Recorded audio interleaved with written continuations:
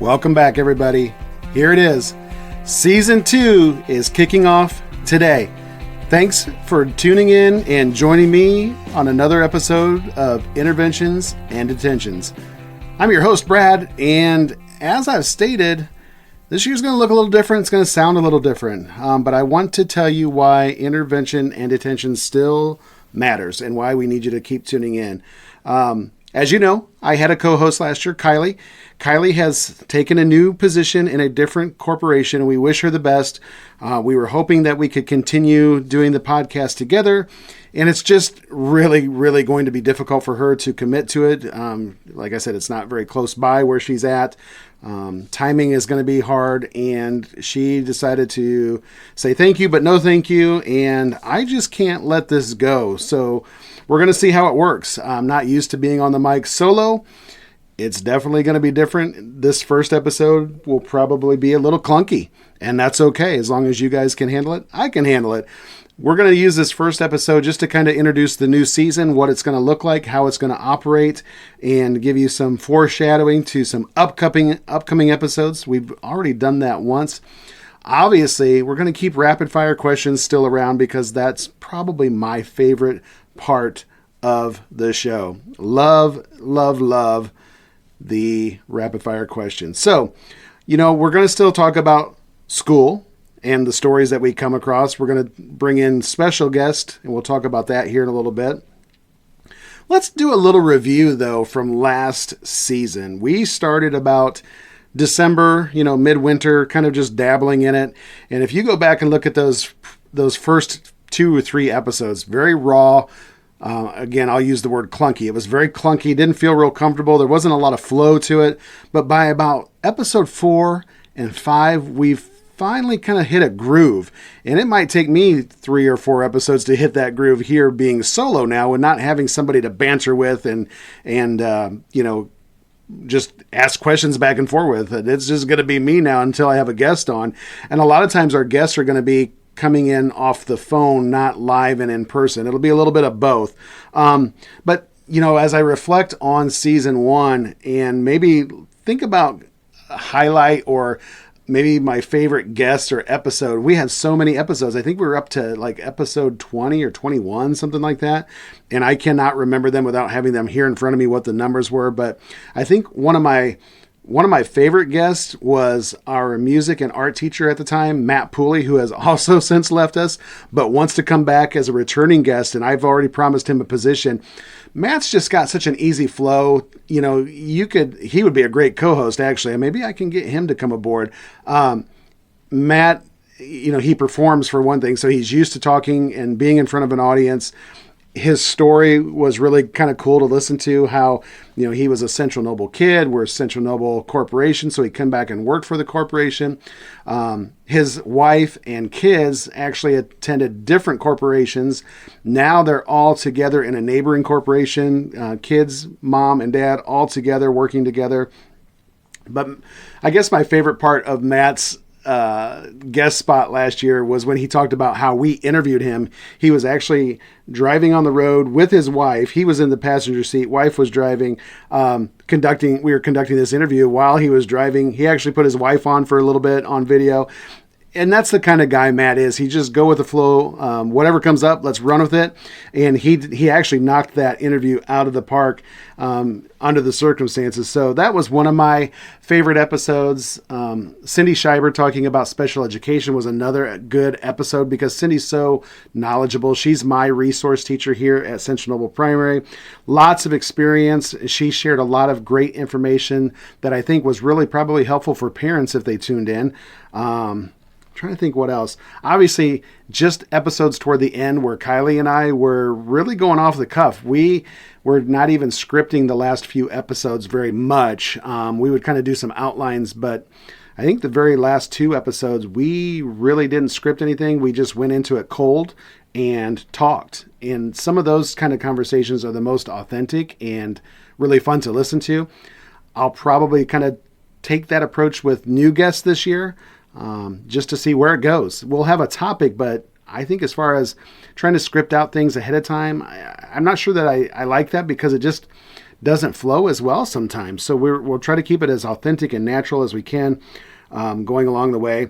And those are some of the lessons that I've learned through this first season of podcasting and going into season 2, is just ways to keep the conversation engaging and flowing. Again, I've used that word flow a lot tonight. It probably will keep flowing as I talk about it. Honestly, I think getting questions ahead of time from our listeners and our audience of what you want to learn about, what you want to hear about. I'll try to put those guests out ahead of time, like, hey, next week we're going to be talking to Dave Nagel, who's going to talk about grading and reporting. What do you want to know from Dave? What questions do you have about that? I'll pick on my wife, Sherry, who always gets the shout out. So shout out to Sherry for joining us. She is going to be a guest this year and she's going to keep it real. What it's like to be married to a school administrator, even as a teacher, because we got married young. I should say I married her young. There's 5 years difference between Sherry and I. So she was actually still in college as I began my teaching career. But, she can talk all about what it was like being married to an educator, now an administrator. When I would go into my building on a Saturday morning to do grades and lesson planning, what kind of effect did that have on her and our relationship as an administrator, having 2 kids outside of our building and then in the same building that I was in. We had some hard times just trying to figure out, is Brad dad tonight or is he principal? And take off your principal hat for a little bit, Brad, because I need you to be dad and husband right now. We've worked through all those things very well together. Sherry and I have a great relationship, and I can't thank her enough for her support over the years, but it has not been easy for her either, and I know this. And I want her to share those things. Also going to bring both of our daughters on for an episode, like I said, because I think them explaining what it's been like to be the principal's kid, both in and out of the building, they're going to have some pretty interesting insight for listeners as well. So those kind of conversations are going to be fun, I think. And again, we'll talk more about some of the other guests that are going to join us in this first few episodes of the upcoming season. So I just want to think about, obviously I want to take it to the next level. And that's why I want to keep the show going. I think it's really important. I think we always talk about the why in education, like what's your why? I don't know that we really have one for the podcast. Maybe Kylie and I didn't intentionally have a why. I think the why to begin with was, let's do a podcast because it sounds like fun, and we really enjoyed it. And now I think it's more about, trying to make things relevant, trying to make conversations real, picking topics that we think people want to know about. And for me, I really want to kind of expand out from just education. I think we can take educational topics and make them relevant for our listeners and our audience. So again, that's where that feedback from you guys is going to be really helpful.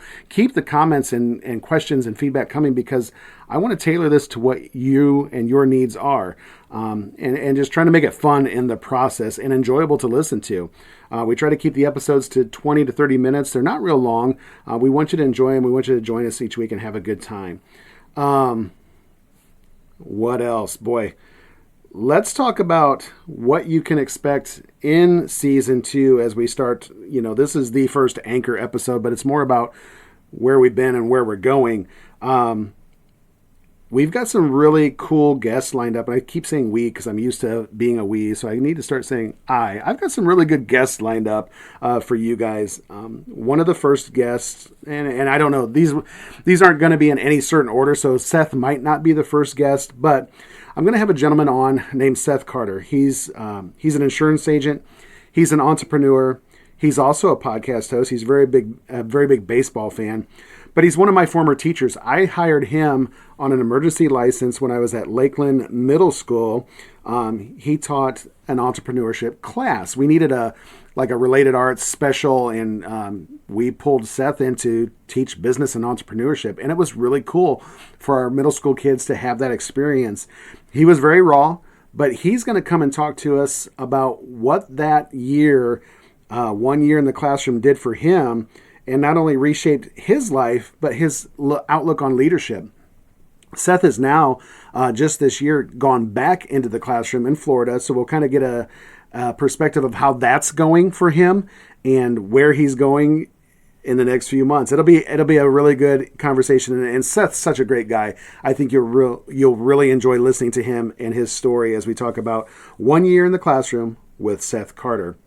Another special guest that I have lined up is an educational coach. He's a keynote speaker and author, and his name is Dave Nagel. And Dave is going to talk about grading and visible grading. Dave and I go back to some training that I went through, probably 15 years ago or more.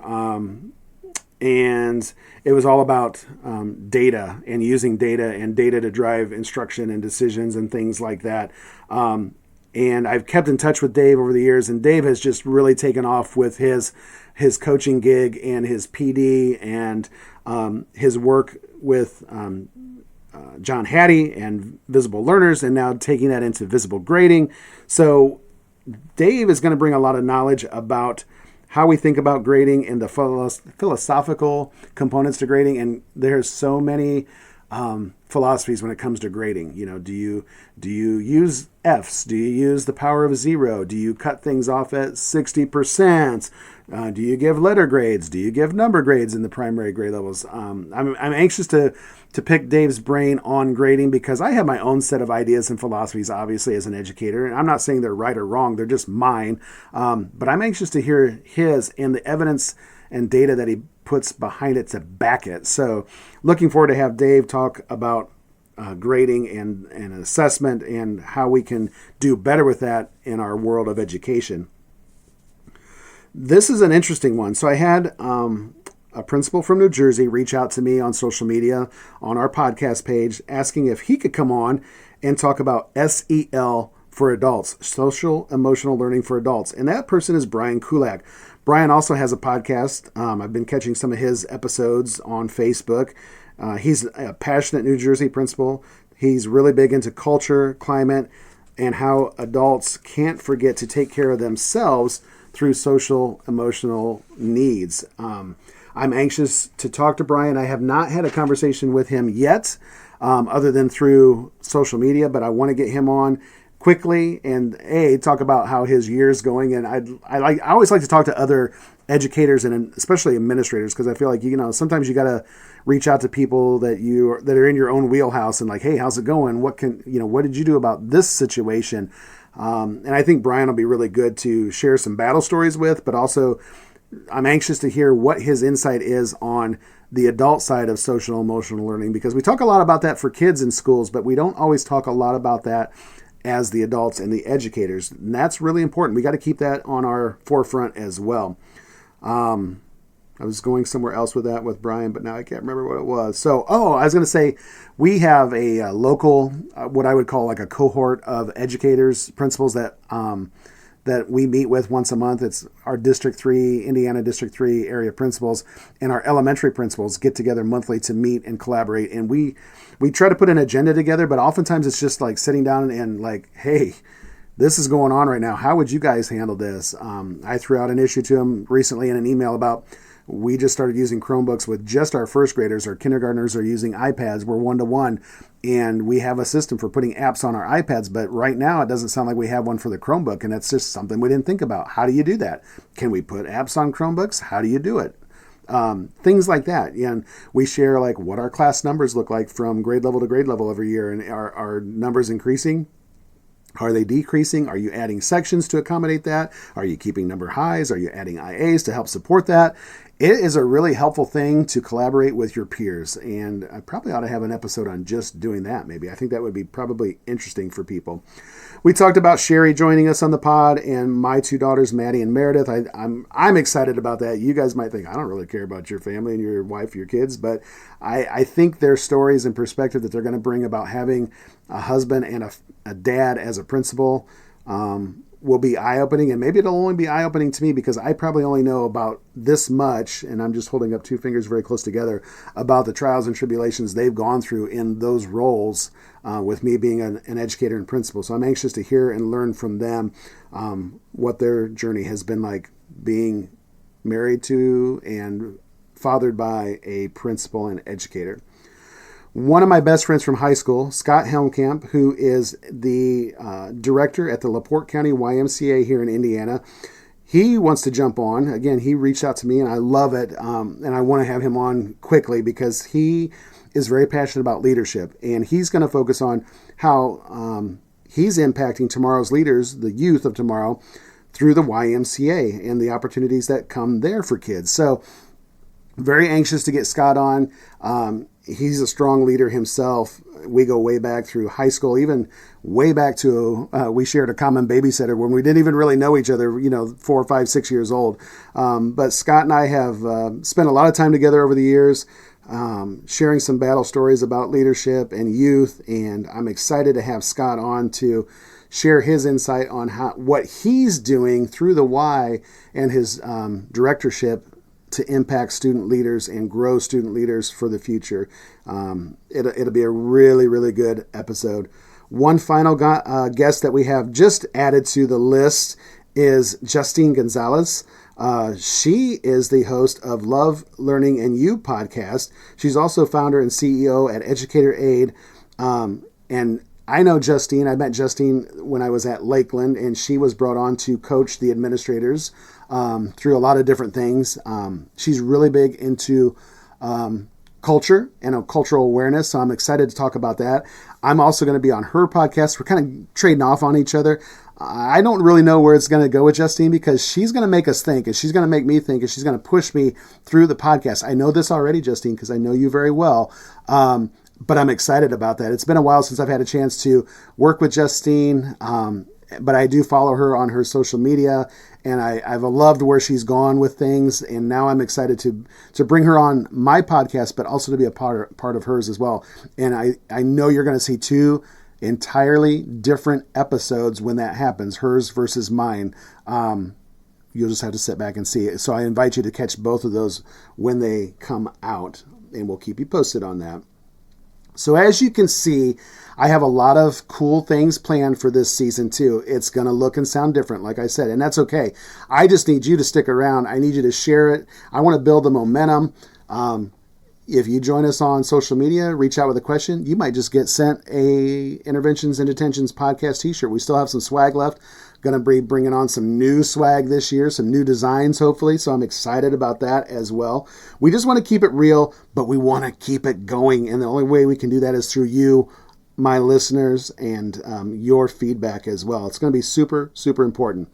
Let's jump into some rapid fire questions. Now, you're probably thinking, Brad, you probably know what these are already because you produced them yourself. Well, sort of. I mean, I won't say that I didn't glance at them ahead of time, but I will say that I didn't spend a lot of time preparing for them. So these are just some random ones today about education. And I thought with the startup of the school year, like we're on day number 4 today as I record this, we're early into it. We're still learning. So let's learn about me through some rapid fire questions about school. What's one school supply that you couldn't live without? Boy, I would say for me, glue. Would that be one? Because I loved playing with glue, but I was not the kid that put it in their hands and dried it all up and then ate the glue. I also liked the rubber erasers, that not the pink ones, but the brown ones that had a funky smell to them. They were like a special eraser. I don't know. The pink ones always seem to just smear your pencil, I thought. I don't know.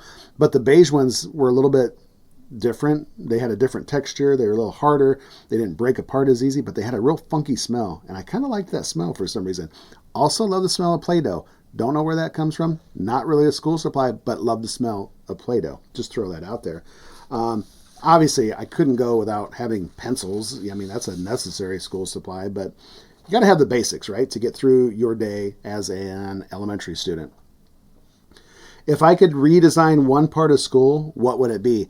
This is something that I actually have thrown out to our superintendent here recently. I love the concept of a 4-day school week, especially with Central Noble right now. We're going through some changes this year and some cutbacks due to the losing of a referendum vote in our county and our school district. We were, going for a referendum. It did not pass, so now we've got to make some adjustments to be financially sound.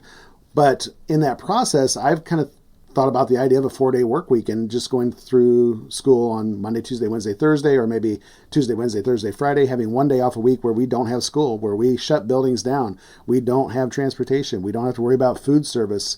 I feel like we could save a lot of money doing that way. We would have to add a little bit of time onto each day that we're here, those 4 days, but I think our kids, especially our older kids, might function a little bit better having a 4-day work week. I think the adults would do better functioning with a 4-day work week. I think it allows that extra day to use as a makeup day. If we have snow days in there, we could always go that extra day.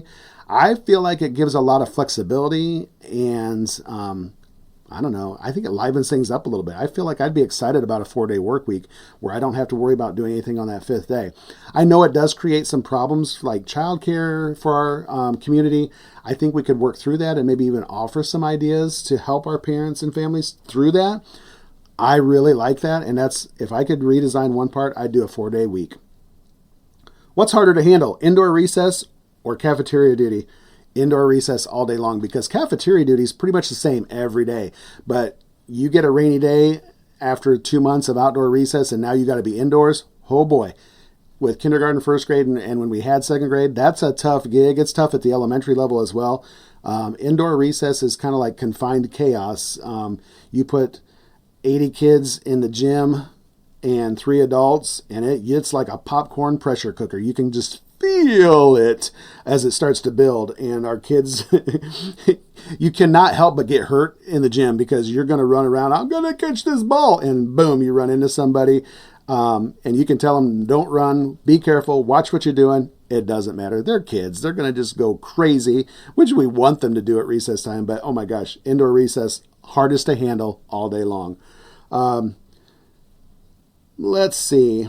If I had a superpower, what would it be? And this is cool because I just read a book to all of our students last week as I went around and introduced myself. And it's my principal is a superhero.